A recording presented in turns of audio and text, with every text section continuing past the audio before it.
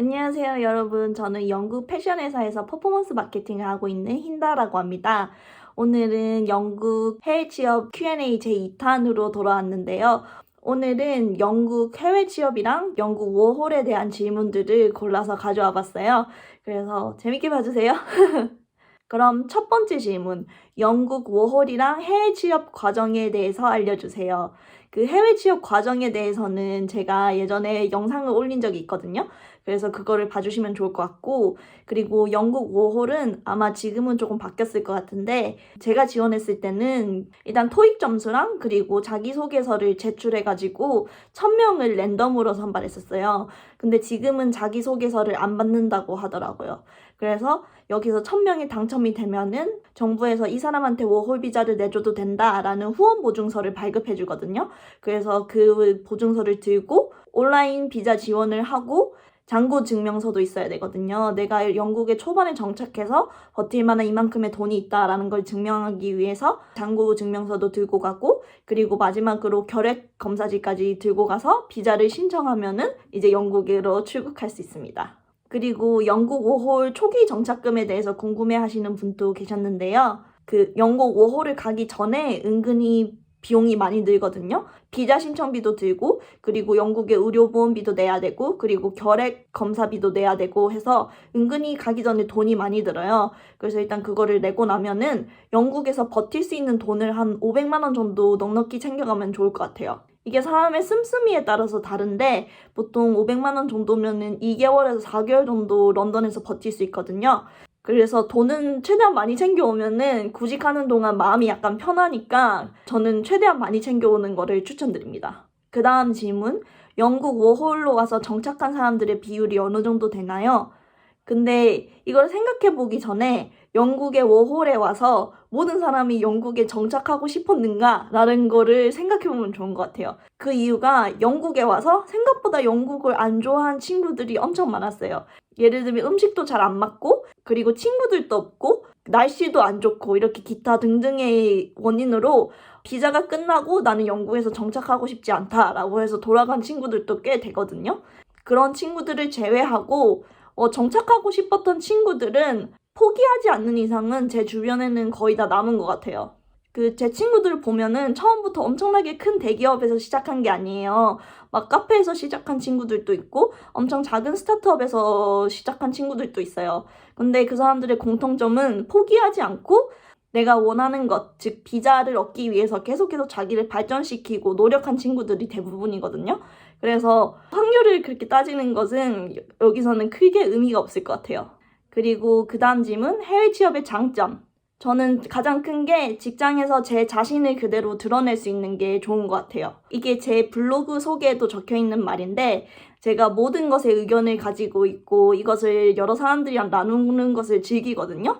그런데 한국에서 무엇에 의견을 가지고 있으면은 약간 너 연차도 낮은 게 감히 네가 어디서 나대? 약간 이런 분위기가 많았거든요. 그런데 영국에서는 일단은 의견이 없는 사람들을 오히려 더 낮게 평가하고 의견이 있는 사람들을 더 가치 있게 보거든요. 그래서 아무리 주니어라도 모든 의견을 존중해주고 그리고 들어주려는 느낌이 있어서 이 점이 직장 생활할 때 엄청나게 만족으로 다가오는 것 같아요. 그리고 또 좋은 점은 직장 생활할 때 감정을 상할 일이 조금 적은 것 같아요. 예를 들면은 한국에서는 조금만 실수하면은 막 혼내고 소리 지르는 상사도 있었거든요. 그런데 영국에서는 그런 나쁜 감정들을 직장에서 드러내는 거를 약간 조금 찌질하고 안 좋게 봐요.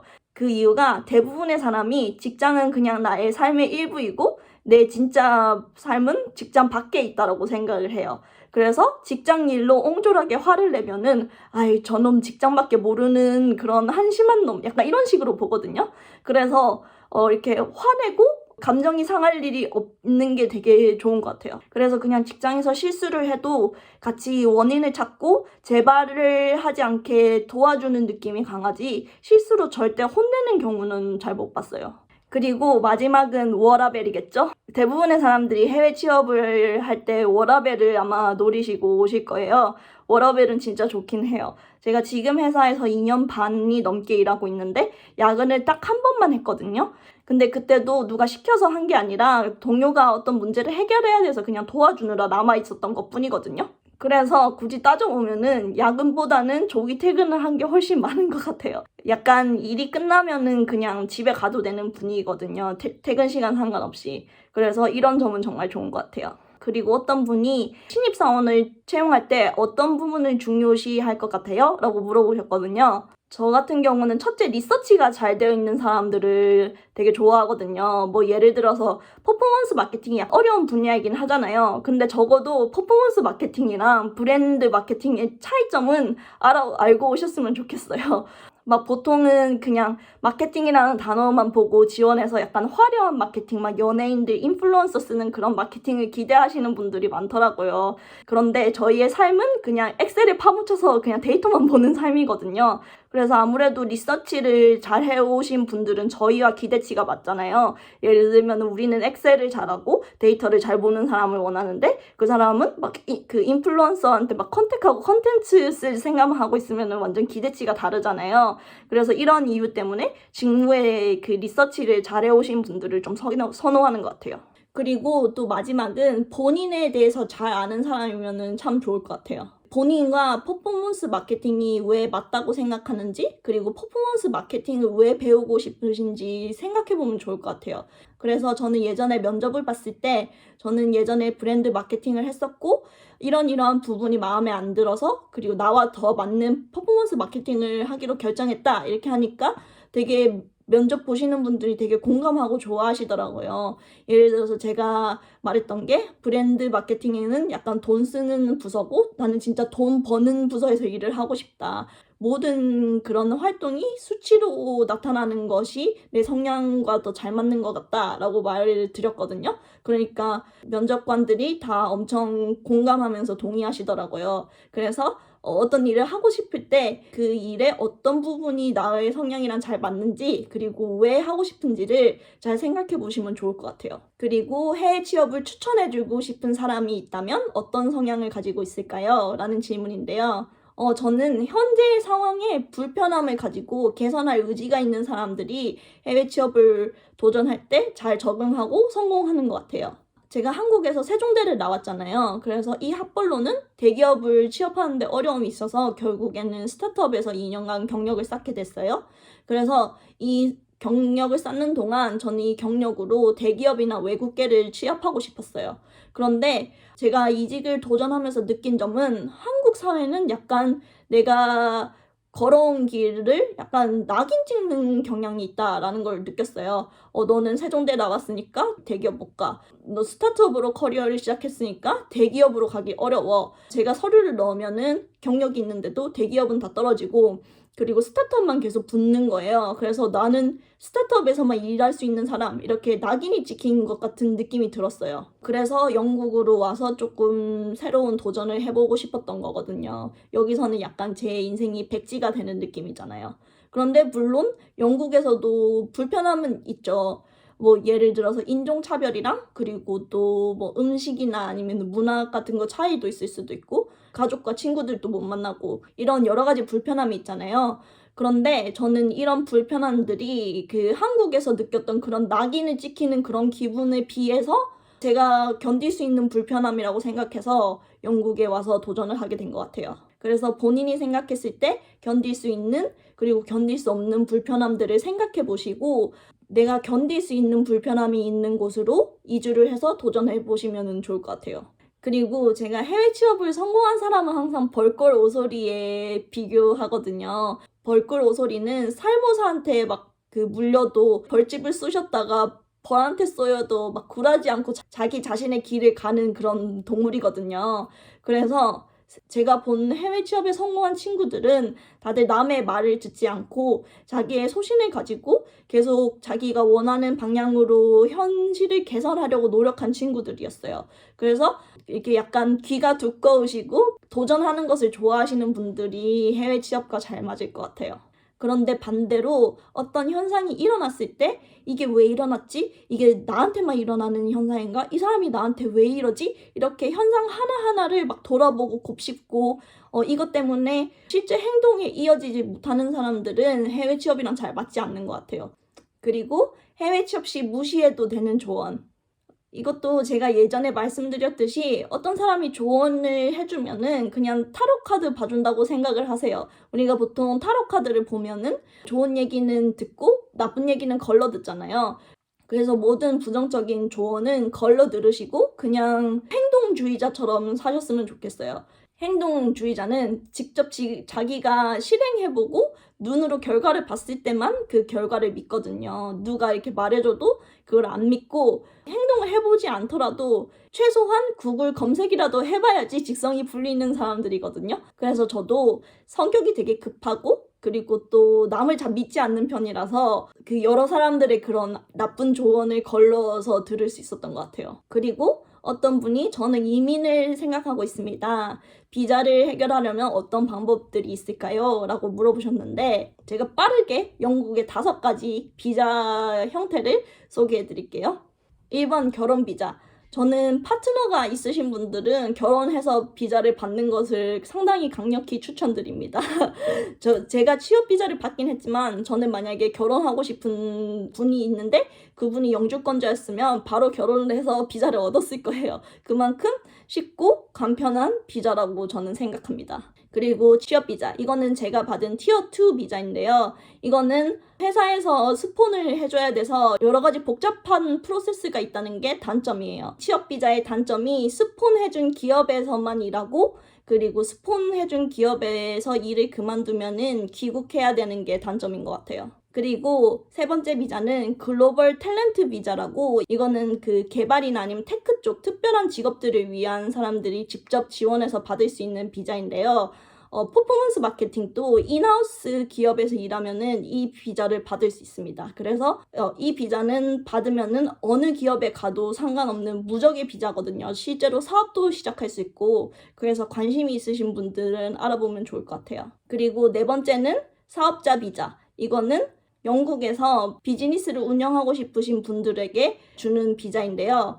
이거는 50만 파운드의 투자금이 일단은 필요해요. 이 투자금은 영국 정부에 내는 게 아니라 사업의 자금으로 쓸 수 있거든요. 그래서 일단 투자금이 있고 그리고 비즈니스 히스토리랑 그리고 사업 계획서를 준비하면 받을 수 있는 비자입니다. 마지막 옵션은 석사를 하면은 일할 수 있는 비자가 2년 동안 주어지거든요. 그 2년 동안 어떤 기업에서 일하고 거기서 인정받아서 그 기업에서 스폰을 받는 것도 방법인 것 같습니다. 그리고 다음 질문. 비자 스폰해주는 회사 찾는 법. 그냥 지원해보시고 리크루터나 아니면 HR팀한테 확인해보시는 게 제일 빨라요. 비자를 스폰해주고 싶다고 해서 모든 회사들이 비자를 스폰해줄 수 있는 건 아니거든요. 그 스폰해줄 자격이 있어야 돼요.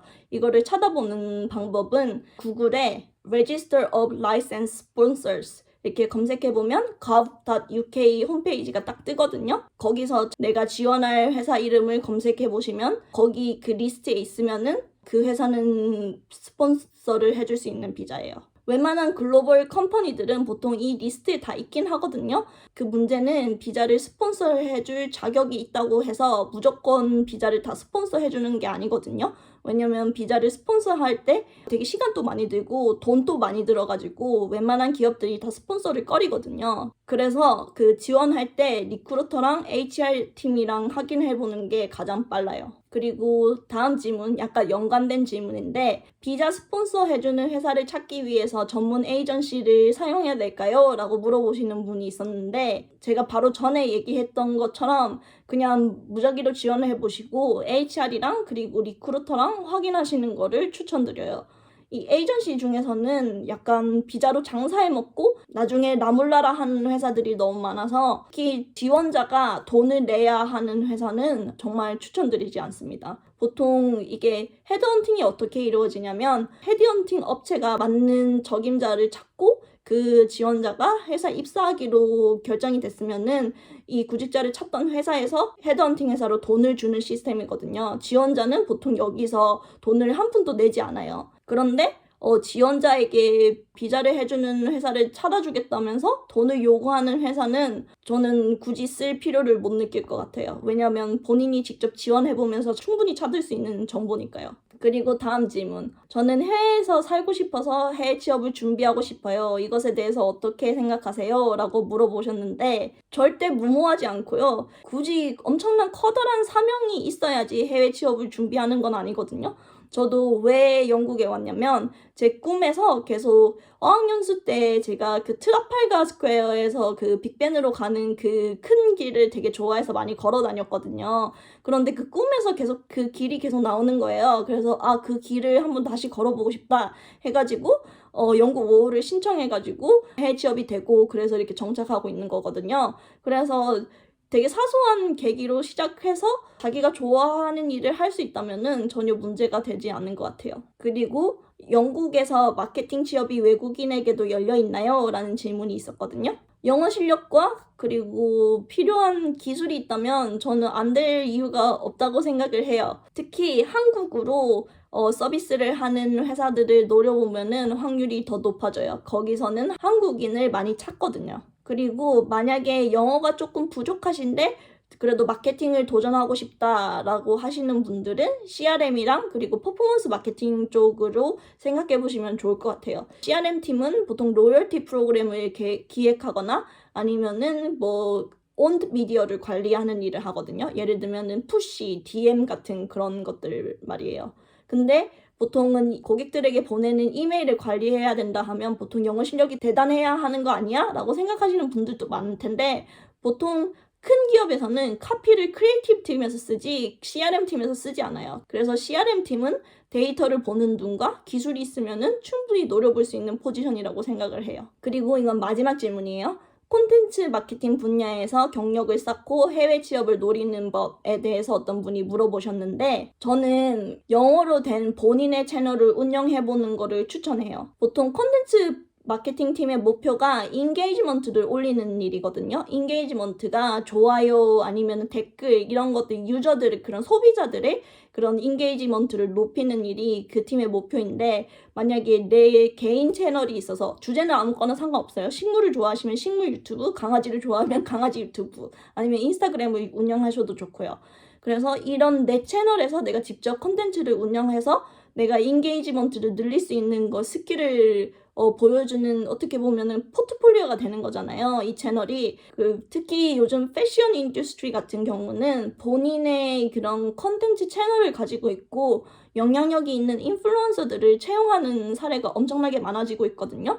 그래서 지금부터 본인의 채널을 운영해 보시고 포트폴리오를 만들면 되게 도움이 될 것 같아요. 네, 그러면 오늘의 Q&A는 여기까지입니다. 오늘 Q&A가 도움이 되셨다면 좋아요 눌러주시고 궁금한 점 있으시면 또 댓글로 남겨주세요. 안녕!